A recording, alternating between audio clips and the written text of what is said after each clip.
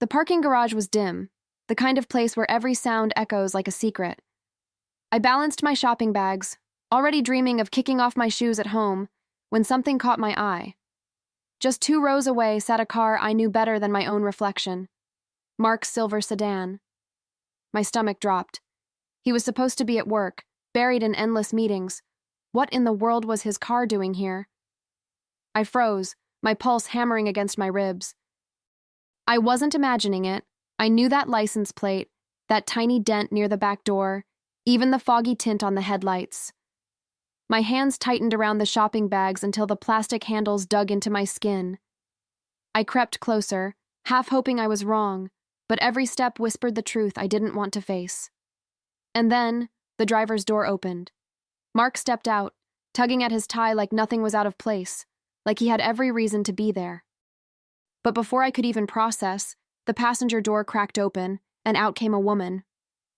She laughed, light, carefree, intimate, as she fixed her hair. That sound sliced through me like glass. My fingers curled around my car keys until my knuckles burned, rage boiling inside me. But I swallowed it down. Not here. Not yet. I stepped forward, the sharp click of my heels echoing against the concrete. Mark's head whipped around, his eyes widening like a deer caught in headlights. The woman beside him froze, then smirked, as if daring me to make a scene. My voice came out steady, colder than I even intended. "Mark, what the hell is this? Who is she?" The words sliced the air, and for a moment, even the garage seemed to fall silent. He stammered, his face paling as sweat formed at his temple. "Laura, it's not what it looks like. I was just giving her a ride." His voice cracked halfway through, a flimsy excuse collapsing under its own weight. A ride? In the middle of the day? In a parking garage? My chest burned with a fury I struggled to keep from exploding. I wanted to scream, to claw at the betrayal spilling right in front of me. The woman tilted her head, lips curling into a smug grin. "A ride, huh? We weren't exactly just driving." Her words dripped with venom, meant to wound, and oh, they did. My heart thudded in my ears, my knees trembling, but I refused to give her the satisfaction of watching me break. I stood taller, my nails digging into my palms as I locked eyes with Mark. I could feel the storm building inside me, but I wasn't about to unleash it here, not yet. My world tilted, like the ground beneath me had been yanked away. Every laugh we'd shared, every late night he claimed was overtime, suddenly felt like poisoned memories.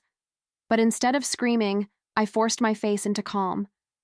Rage simmered under my skin, yes, but I wasn't about to lose control in front of this woman. I swallowed the fire, knowing it would taste sweeter when I finally let it out on my terms.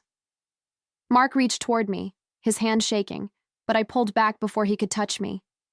"Don't," I said, my voice sharper than I expected. His mouth opened, then closed, his excuses choking in his throat. The woman shifted uncomfortably, though that smirk still clung to her lips like cheap perfume. Inside, my chest ached with betrayal, but alongside it was something stronger, a clarity I hadn't felt in years. Right there, in that dim garage, I made myself a silent vow. He thought he could make me look like a fool, thought I'd yell and cry and walk away broken, but I wouldn't give him that power. No, I'd make him regret underestimating me. I turned toward my car, my grip firm on the keys, already planning the game he didn't even know he was about to play. And that night, when the house felt too quiet, I knew my mask would be my weapon. That evening, the house felt like a stage where I had to play the part of the loyal wife. I set the table, stirred the sauce on the stove, and forced my lips into a smile every time Mark walked past me. The smell of garlic and onions filled the kitchen, but underneath it, all I could taste was bitterness.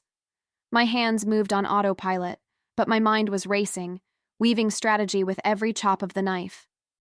He strolled in, loosening his tie like nothing had happened in that parking garage. "Smells good," he said, trying too hard, his voice just a little too light. I glanced at him, studying every twitch of his jaw, every flicker of guilt in his eyes. He thought he was fooling me, thought his lies were still airtight. I poured the wine, steady and graceful, hiding the storm that brewed inside me. As we sat down, I leaned casually against my chair, the picture of calm. "So?" I asked, keeping my tone light. "How was your busy day?" He let out a laugh that didn't quite reach his eyes. "You know, long meetings, traffic, nothing special." I nodded, letting him believe, letting him think I was swallowing it whole. But behind my calm face, I was already sharpening the knife, not the one on the table, but the one I'd used to slice through his perfect little web of lies. I watched him eat, every bite of pasta disappearing into the mouth that had just kissed another woman. My fork scraped against the plate, and the sound felt like a scream only I could hear. He kept talking about nothing. Work drama, a new project, the same boring details he always used to fill the silence. I nodded at the right moments, smiled when I had to, but inside, my thoughts twisted like a blade. Part of me wanted to slam the glass against the table, to shout the truth I had seen with my own eyes. But another part, the stronger part, whispered patience. He didn't deserve an outburst. He deserved precision. And if there was one thing I had learned in all our years together, it was how to wait. I let my eyes linger on him a little longer than usual, studying him like a criminal I was building a case against. When he caught me staring, he gave me a nervous grin. "What?" he asked, chuckling as if everything was normal. I tilted my head, my smile soft, controlled. "Nothing," I said smoothly, sipping my wine. But inside, I was already plotting the beginning of his end. Tonight wasn't about confronting him. Tonight was about setting the stage, letting him think he was safe, while I quietly prepared the trap he'd never see coming. I cleared the dishes with deliberate, slow movements, letting the clink of plates be the metronome for the plan forming in my head. Every small domestic motion felt like theater, perfunctory, safe, designed to make him lower his guard. As I rinsed a plate, I replayed the footage in my mind. The woman's laugh, Mark's guilty smile, the way they leaned into each other like it was nothing. My hands didn't tremble. My resolve did. When the kitchen was quiet and the city outside hushed, I retreated to the office and opened my laptop. I typed in a search for the mall's security number, pretending curiosity to anyone who might overhear, but inside I was already 3 steps ahead. I pictured timestamps, clear shots, the kind of proof that doesn't beg for belief. It demands it. I made a mental checklist, footage, screenshots, timestamps, witness, and felt that satisfying coldness of control. Before I went to bed, I stood in the hallway and watched him from the doorway as he read the paper, pretending to be tired. He glanced up once, met my gaze, then looked away, guilt like a shadow he couldn't shake. I smiled, small and unreadable, and let him believe I was still the woman who forgave too easily. In truth, I was already weaving a web he wouldn't escape. Tomorrow I would start pulling on the threads. The next morning, while Mark snored beside me, I lay awake staring at the ceiling, my mind racing. His phone sat charging on the nightstand, glowing faintly like a secret begging to be unlocked. My pulse quickened as I reached for it, careful not to stir him. His face twitched in sleep, but he didn't move. My fingers swiped, his password as familiar to me as my own reflection. And there it was, a string of messages that made my chest tighten like a vice. Scrolling, I read her words, playful, intimate, dripping with the kind of arrogance only someone sure of their place could have. Last night was worth every risk. When can we sneak away again? Each line was a dagger, but I forced myself to keep reading, to let the pain etch itself into focus. I wasn't collecting heartbreak, I was collecting ammunition, and Mark, in his foolishness, had left the door wide open. I snapped screenshots, my hands steady despite the storm raging inside me. Then I set the phone back exactly where it had been, not a pixel out of place. I slipped under the covers, my breathing even, while beside me, he slept peacefully, blissfully unaware that his world was already crumbling. I stared at the ceiling again, but this time, I wasn't hollow. I was armed, and it was only the beginning. Later that day, while Mark droned on about errands he'd have to run, I tracked his car on the location app he never thought I paid attention to. The little blue dot moved across the city, not toward the office, but back toward the mall. My stomach twisted, but instead of breaking, I smiled. Let him think he was clever. Let him think I was blind. I was 2 steps behind him only so I could leap 5 steps ahead. By the afternoon, I had made a call, one I never thought I'd make.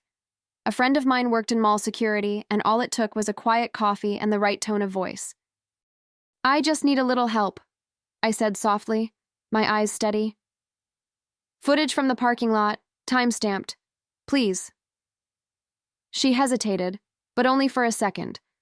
The truth is, women recognize the pain in each other's eyes. She nodded, and within hours, I had the proof in my inbox. When I clicked play, the video made my chest tighten all over again. There he was, stepping out of the car, and there she was, brushing her hair back, laughing like she owned him. They weren't just colleagues, not just friends. The way he leaned in, the way his hand brushed her arm, it screamed of betrayal. I paused the screen, the image frozen like a scar, and instead of crying, I whispered to myself, "You thought you were clever, Mark, but you forgot I'm smarter."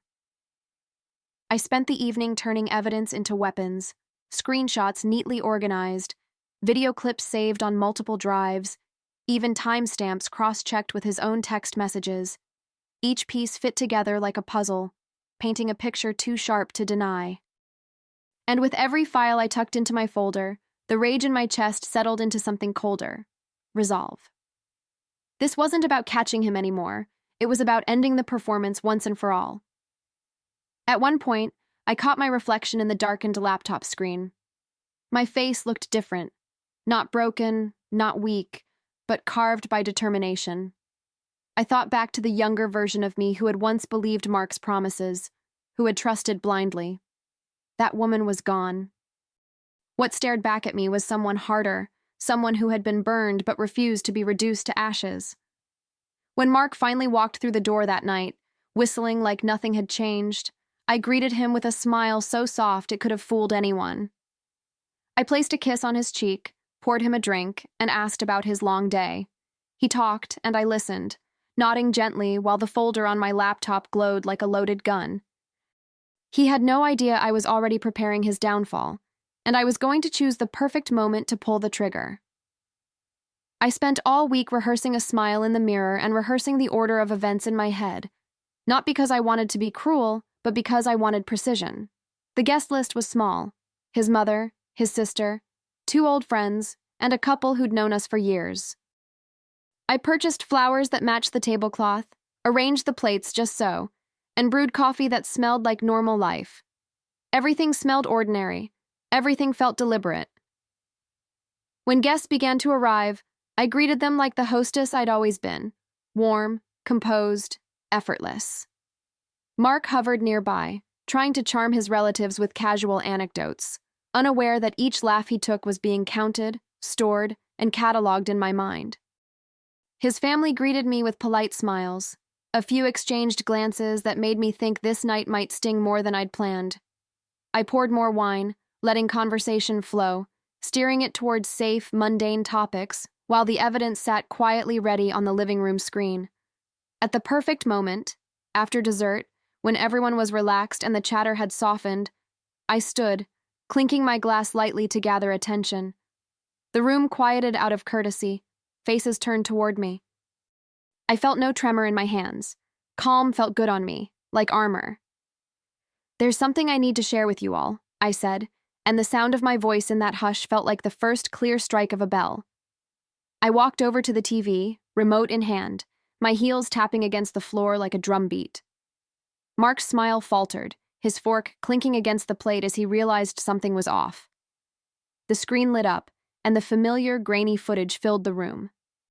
Gasps rippled through the table as they watched him step out of his car, then the woman following right after, her laughter sharp enough to echo even through the poor audio. I didn't need to narrate. The images spoke louder than any accusation could. Mark's face turned red, his hand shooting up as if he could block the screen with sheer will. "Laura!" he hissed, his voice cracking. "How could you do this in front of everyone?" His eyes darted between his family, panic seeping into every line of his face. He looked smaller than I'd ever seen him, cornered and desperate, and for once, I didn't feel pity. I felt power. I set the remote down, folded my hands calmly in front of me, and met his eyes without flinching. How could I? My voice was steady, almost too soft. No, Mark. How could you do this to me? To us? In a parking lot, like some cheap thrill? The silence that followed was deafening. His mother covered her mouth with her hand, his sister stared at him with disgust, and his friends lowered their eyes. The judgment in the room pressed down heavier than any words I could have said. Mark's jaw clenched as he tried to salvage what little dignity he thought he had left. It was a mistake, he stammered, his voice trembling. I didn't mean for it to happen. Laura, please, can we talk about this privately? He glanced desperately at his mother, at his friends, searching for an ally, but all he found were stares heavy with disappointment. His hands shook as he reached for his glass, only to set it back down untouched. I straightened my shoulders, letting the weight of the silence hang over him. Privately? I repeated, my tone icy but calm. No, Mark. You chose to make a fool of me in public, so it's only fitting that the truth comes out in public too. I could see his sister's lips press into a thin line, his mother's eyes filling with tears. He had brought this humiliation on himself, and for once, the shame wasn't mine to carry. The woman's laugh from that video still rang in my ears, but it didn't weaken me. It steeled me. Around the table, no one moved, no one spoke. Mark's world had collapsed in a single night, and I had orchestrated every second of it. And yet, this wasn't the end. No, tonight was only the reveal. The real blow, the one he'd never recover from, was still waiting for him, and I could already taste the satisfaction of it. The next morning, sunlight streamed through the curtains, but the air inside the house was cold, heavy with the wreckage of last night. Mark sat at the edge of the bed, his face pale, his eyes swollen from a night of restless half-sleep. He opened his mouth to speak, but I held up my hand. I was done listening to lies. My calm wasn't anger anymore. It was clarity, and clarity had teeth. I walked to the dresser, pulled open the top drawer, and slid out a crisp folder. Inside were the documents I'd been preparing for weeks, long before the footage confirmed what I already knew. His name was scrawled across every page, his signature proof of his arrogance. I placed the folder on the bed beside him, watching his confusion turn to dread as he opened it. His lips moved silently, eyes scanning the clauses he had forgotten. Finally, I spoke, my voice steady, almost gentle. The house, the accounts, the assets, all of it. You signed the prenup, Mark. Adultery has consequences, remember? His hands trembled as he fumbled with the papers, desperation spilling across his face. For once, I didn't feel sorry. For once, I felt free. And as he looked at me with panic in his eyes, I knew the final blow was already landing. Mark's voice cracked as he tried to regain control. Laura, please. We can fix this. I'll change, I swear. We don't have to do this. His words tumbled out in a rush, but they were hollow, the same promises he'd recycled 100 times before. I tilted my head, studying him like he was a stranger. Maybe he always had been. His pleas no longer reached me. They only confirmed how desperate he was now that the walls had closed in. I stood tall, arms crossed, the morning light catching the steel in my expression. No, Mark, you work this out yourself, in the backseat of a car. The words fell between us like a verdict, undeniable and final. He dropped his gaze, shame darkening his face, his shoulders collapsing under the weight of his own betrayal. He had built this prison with his own hands, and now he was trapped inside it. I handed him a small duffel bag I'd packed the night before. Enough clothes to get him through a week, no more. You'll find somewhere else to stay tonight, I said, my tone flat, practical. No screaming, no begging, just certainty. He looked up at me, eyes wide, as if searching for the woman who used to bend for him. But she was gone, replaced by someone stronger, someone who knew her worth. and there was no going back. He stood there in the doorway, clutching the bag like it was all he had left. His mouth opened and closed, words forming but never finding their way out. For once, Mark was silent, stripped of charm, stripped of excuses. I almost pitied him. Almost. But then I remembered the woman's smug laugh, the way he looked at her, and the pity dissolved into something sharper. Triumph. "I never thought you'd actually do this," he whispered finally, his voice barely audible. His eyes searched mine, but I didn't flinch. "That's the problem, Mark," I replied, my tone calm, resolute. "You never thought I would. You never thought I could, but you underestimated me." The silence stretched between us, thick and final. He lingered 1 second longer before stepping outside, the door closing behind him with a sound that felt like freedom. For a moment, I leaned against the wall, inhaling deeply. The house felt different already, lighter, clearer, as if it had been holding its breath all this time and finally exhaled. I glanced around, seeing not the ruins of a marriage, but the beginning of something new. He was gone, and for the first time in years, the space around me belonged only to me. And while I knew the road ahead wouldn't be simple, I also knew one thing for certain: I was finally in control. Months slipped by, and with each one I felt myself shedding another layer of the woman I used to be. The house no longer echoed with tension. Instead, it hummed with the sound of my own music, the rhythm of my own footsteps. I redecorated room by room, painting over memories, replacing them with colors that felt like sunlight and freedom. I even dusted off my old paintbrushes, letting bright strokes cover canvases the way new joy was covering my life. Every morning felt like a chance to start fresh. I brewed coffee without the weight of waiting for his footsteps on the stairs.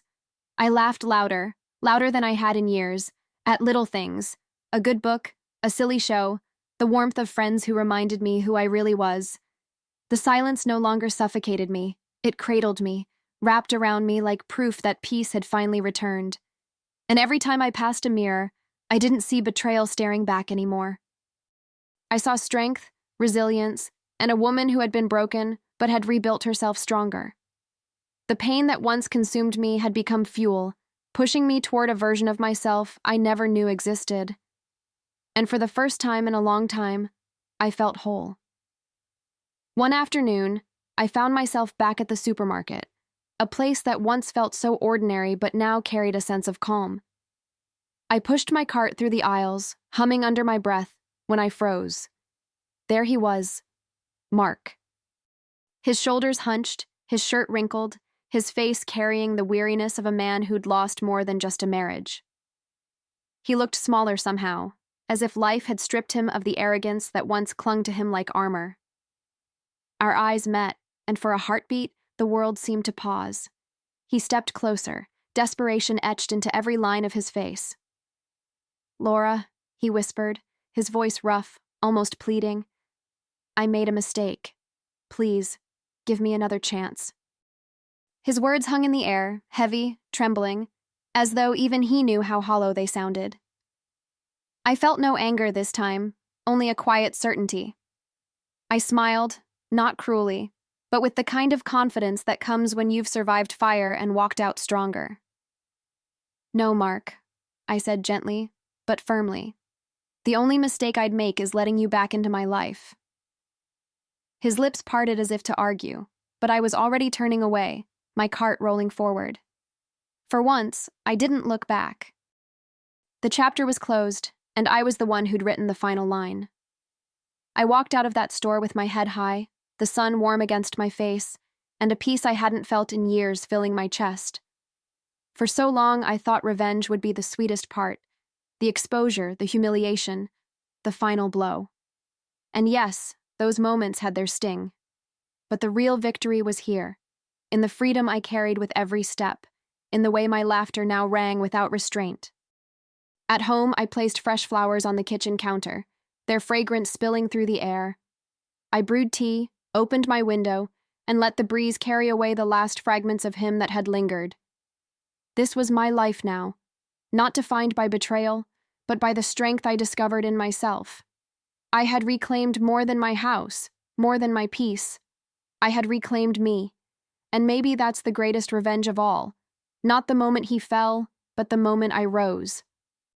Because in the end, losing Mark wasn't my tragedy. It was my liberation. And as I sat there, paintbrush in hand, staring at the blank canvas before me, I realized with a smile that the rest of the story was mine to write.